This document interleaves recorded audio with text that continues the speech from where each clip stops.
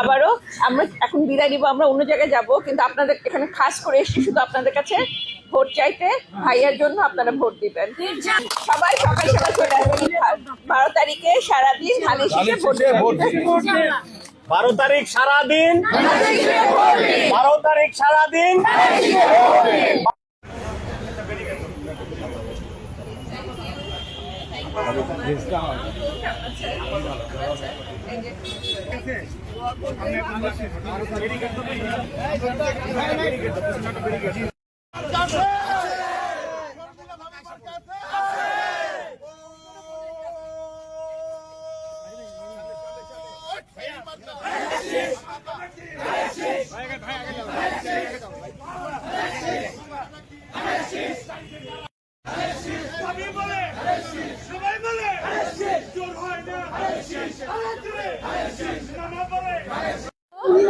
Vote চাইতে আপনারা ভাইয়াকে ভোট দিবেন, এটার জন্য ইনশাল্লাহ ইনশাল্লাহ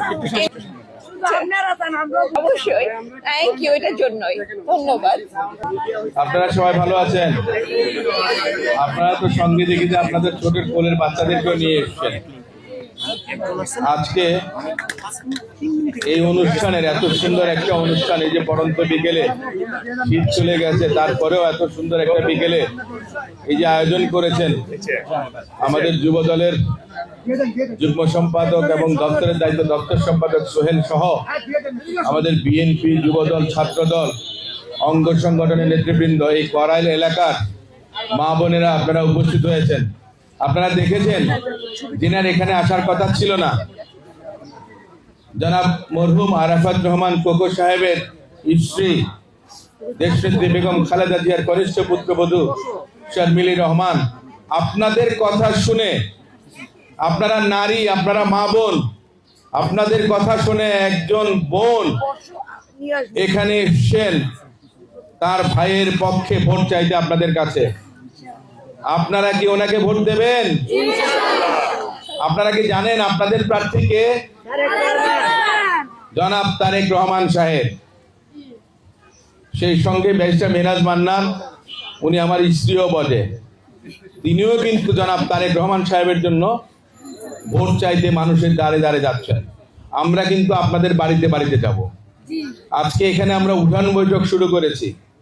আমাদের নেতৃবৃন্দরা এত সুন্দর আয়োজন করবেন আমি এটা ভাবতেও পারিনি। আমি ভেবেছিলাম যে গণসংযোগে আমরা যাব। আপনারা জানেন যে বাংলাদেশ জাতীয়তাবাদী দল যদি আপনাদের সমর্থনে দেশ সেবার সুযোগ পান, প্রধানমন্ত্রী কে হবেন? তারেক রহমান। তো ভোট কাকে দিবেন? ধানের শীষে। তারেক রহমান সাহেব মানুষটা কতটুকু ভালো জানেন?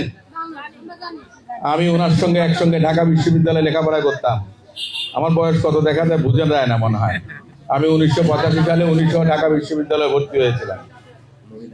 উনি ঢাকা বিশ্ববিদ্যালয়ের ছাত্র ছিলেন, ঢাকার রেসিডেন্সিয়াল মডেল। তিনি আন্দোলন সংগ্রাম করেছেন আপনাদের অধিকার আদায়ের জন্য। এখন আপনাদের কি প্রয়োজন? ওনার পাশে দাঁড়ানো। উনি কয়েকদিন আগে বলেছিলেন যে করাইলে তিনি বহুতল ভবন করবেন। এটাকে জামাত ইসলামের ভাইয়েরা বিভিন্ন জায়গায় বিভিন্নভাবে ব্যাখ্যা করেন যে আপনাদেরকে বোধহয় যারা ওখানে থাকেন আর কি, আপনাদের প্রতিবেশী যারা, তাদেরকে বলবেন, আশ্বস্ত করবেন সবাইকে একসঙ্গে জায়গা ছাড়তে হবে না, অল্প অল্প একটু একটু জায়গা ছাড়বেন, আপনারা আপনাদের জায়গা থাকবেন, কিন্তু আপনাদের জীবনযাত্রার মান যেন আধুনিক হয়, আপনাদের ছেলে মেয়েরা যেন ভালো স্কুলে যেতে পারে, খেলার মাঠ হয়, স্কুল করে দেবেন। ওনার সরকার যদি, ওনার নেতৃত্বে সরকার গঠিত হয়, এটা পৃথিবীর বিভিন্ন দেশে হয়েছে, সেখানে তিনি 2 বেডরুমের আপনার বসার জন্য প্রথমে 8ম শ্রেণী পর্যন্ত বিনা বেতনে শিক্ষা ব্যবস্থা চালু করেছিলেন। তারপরে মাধ্যমিক পর্যায়ক্রমে উচ্চ মাধ্যমিক পর্যন্ত শিক্ষা ফ্রিতে করে দিয়েছিলেন। উনি নারী এবং শিশু মৃত্যু হার অনেক বেশি ছিল আমাদের দেশে, এটার জন্য মহিলা ও শিশু বিষয়ক মন্ত্রণালয় দেশনেত্রী বেগম খালেদা জিয়াই কিন্তু করেছিলেন। তো নারীদের জন্য যা কিছু করার বাংলাদেশ জাতীয়তাবাদী দলের সরকার করেছিল। ঢাকা শহরে একটাও সিট দেওয়া হবে না। তো সিট দেওয়ার মালিক কি উনি? না ভোট দেওয়ার মালিক আপনারা? ভোট কে দেবে? এটার জবাব কবে দেবেন আপনারা? 12 তারিখে সকালবেলা ঘুম থেকে উঠে আপনারা ভোট কেন্দ্রে লাইনে দাঁড়াবেন। আপনাদের প্রতিবেশী, ভাই, বন্ধু, আত্মীয় স্বজন যারা আছেন তাদের সকলকে উদ্বুদ্ধ করবেন। আমরা যদি ভুল করি, দেশটা কিন্তু প্রতারক, নিমক হারামদের, কাফেরদের দখলে যাবে। একমাত্র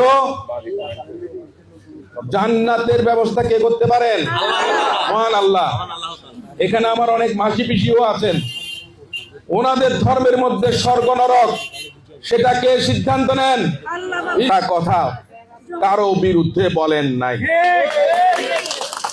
তার কারণ ওনার সঙ্গে আপনাদের মতো মা বোনরা আছেন। ধানের শীষ জনাব তারেক রহমান থাকলে এই পাল্লায় যদি ভোট দেন, তাহলে আমি মনে করি সেটা হবে সবচেয়ে বড় অবিচার। উনি যে জঘন্য কথাগুলো বলেছেন, এটা আমি আমার মুখে আনতে পারি না।